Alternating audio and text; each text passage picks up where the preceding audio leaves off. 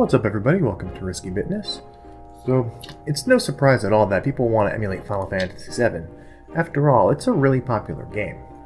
Now, my advice to you, if you are looking to play Final Fantasy VII on a PC, is to download the PC version by purchasing it on Steam, and then use the 7th Heaven mod pack to make it a much better experience.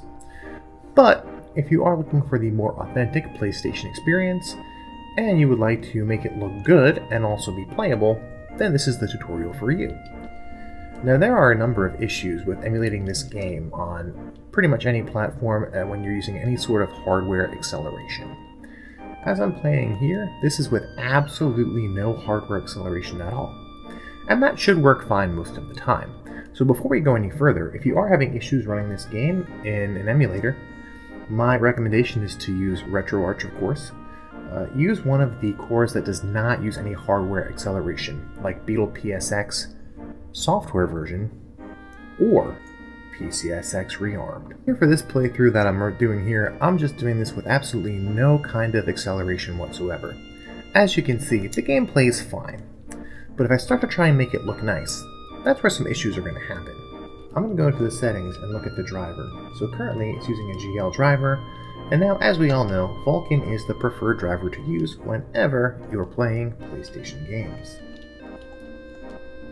So we've changed the driver to Vulkan, and then we're going to go into the options. We're going to go ahead and turn up our resolution. I turn it up to 8x because I use a 2K display. If you're using a 1080p, 4x should be just fine. If you're using a 4K display, you want to go 16.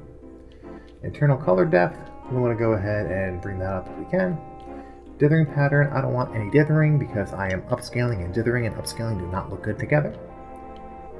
For the texture filtering, I'm going to go ahead and turn this on. I'm going to tell you why in a minute. I'll go bilinear. And we are going to use some of these PGP hacks. And doing all of that should make it look pretty nice. We'll force 4.3. And after we do that, we'll let it restart. And now the game looks a lot nicer. But you've probably already noticed a couple of issues. So there are some graphical glitches here. There are some green lines, and that's a really common issue that occurs with this game in particular. And it's because of the filtering. So we're going to turn off that filtering. Set that to nearest, and now here's the problem. The green lines are still there. So that fix normally would work, and now look at this, it's an absolute mess. Everything looks just awful. So what else can we do? We can play with some of the other texture filtering options, but I can tell you from experience that they're all going to look pretty bad. And the reason why is because we're upscaling. So you see I'm upscaling now only to 8x, and you see that we no longer have as many of those lines. We still have some here and there, but they're not as many as they were before. And of course, as we bring the resolution down, we're going to have fewer and fewer of those artifacts, but if you look around, you can see they're still there. Only by playing at native resolution can we eliminate them completely. So in order to make this game look nice and run nice on PSX emulation, you're going to have to play it at native resolution without any kind of hardware acceleration. But now, we also enabled a few different things too, right? So we're going to have to go ahead and turn a bunch of this stuff down now. So how are we going to try and make this look nicer though? Well, we're going to go ahead and do a few quick changes here. So we can do the dithering. We want to set the dithering to internal resolution. That's going to help a little bit. We are going to use that bilinear texture. We're going to go ahead and go down just a little bit. And then you're probably seeing that some of our options that we normally would use aren't here. So we're going to go ahead and save and restart, and we're going to take it from there. So now we've restarted the game here with the options that we selected earlier. I'm just going to pop into the options quick and go over it. And as you're going to recall, one issue that we had is that some of the options were not available because we had to switch from the GL renderer to the Vulkan renderer. So just make sure you're using the Vulkan renderer, and of course restart RetroArch after you change it if you do. So now we can do a little bit more. We can do some adaptive smoothing. Doesn't make things look too good here so far. That's really going to just enhance our menus and things like that. That's going to come into play a little bit more in our battles. Super sampling is an absolute must for this kind of game, so we're going to turn that on. But now you'll notice, if we turn those guys on, we're going to want to go ahead and disable that dithering. So now, look at that. Look how much better the game looks already. It still looks very pixelated, but the backgrounds actually look pretty decent, which is a big improvement. You'll see the battle swirl is here. The battle swirl missing is one of the biggest issues people seem to have with emulating this game. And I'll show you which option controls that in a moment.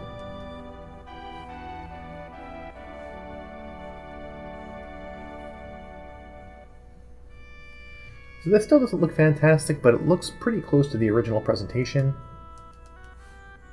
And I can cast a magic spell here.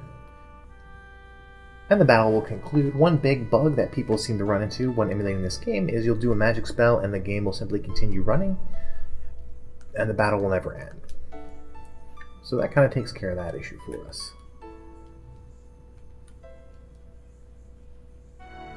Now this one here, this software frame buffer, that's what makes the battle swirl able to happen. So you always want to have that on for this second game.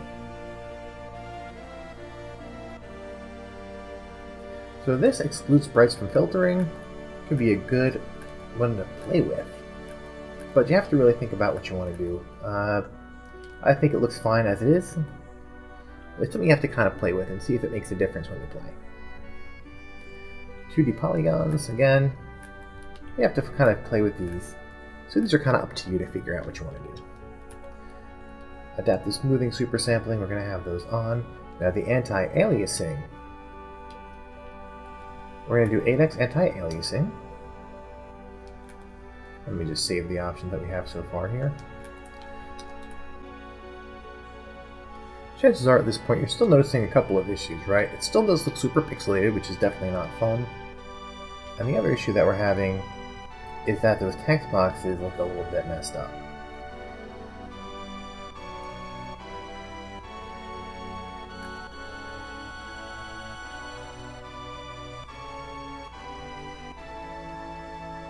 They look fine during battle sequences.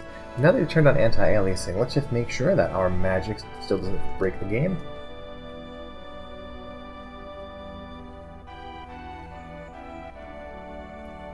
And magic doesn't break the game, so that's good. So let's look at a couple of other quick things that we can do. I would like to go ahead and turn the adaptive smoothing off.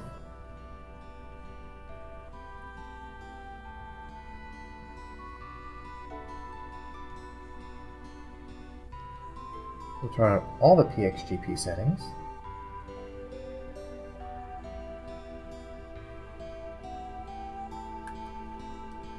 The widescreen mode hack might look like something that you would want to use, but I don't recommend using it for these types of games because it has a bad habit of making the character track incorrectly on the screen, so you're not actually standing where you think you're standing, and getting around some areas becomes really annoying when you have that on. So I recommend keeping that off. Of course, this is totally up to you.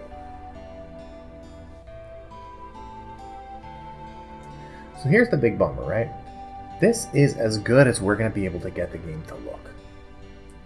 I know that's a real bummer. And again, I'm going to reiterate the same thing like I said before. I really think that if you want to play this game on a PC, see how fixing that one setting, this guy right here,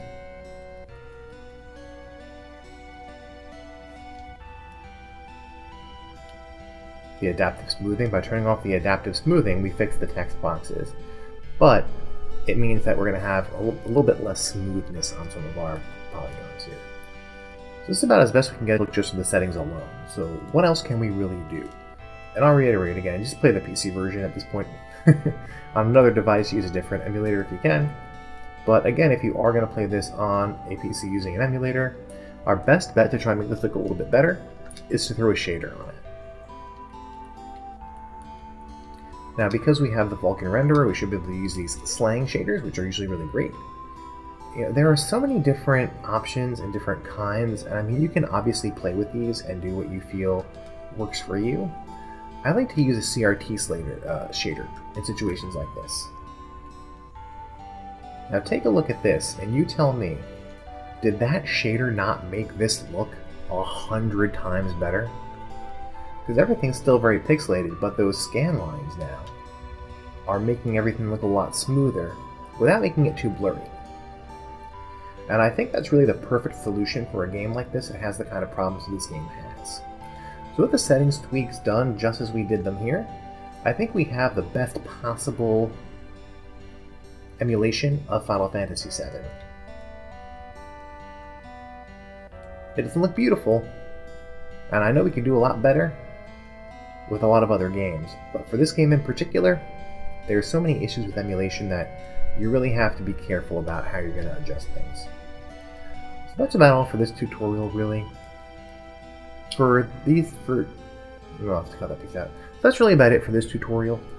I hope that it was helpful for you, and that if you enjoy Final Fantasy VII, you check out some of my other videos on Final Fantasy and VII in particular. And also, on that note, I have a lot of new content coming down the line. I have, of course, as always, I've got my Let's Plays and my raw footage of various games that are uploaded every Tuesday and every Wednesday. I'm going to try to get these tutorials out a little bit more frequently. I know I have been kind of slacking on them lately. They just take a long time to make. I have to do a lot of editing to them after I record them, so it takes a little bit longer. A big problem is that I stammer a little bit, and then I have to cut stuff out. And I'm also doing this totally on the fly. I have no script, so it makes things a little bit more tricky. So with that in mind, I hope you enjoyed, and I'll try to get these kind of videos out about every 2 weeks or so. And I have some more scripted content coming down the line now. I would like to do a little bit more of that. I have some really cool ideas in mind, so keep an eye out for some cool new scripted content. Apart from my normal reviews and history and trivia videos. Thank you once again for watching Risky Bitness. And until next time, game over.